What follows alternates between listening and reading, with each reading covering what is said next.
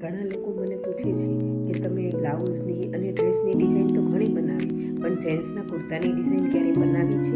તો ચાલો આજે હું એક જેન્ટ્સના કુર્તાની એવી ડિઝાઇન બનાવી રહી છું કે જે કુર્તા ઉપર બનશે પછી કુર્તાનો લુક જ કંઈક અલગ બનાવી દેશે.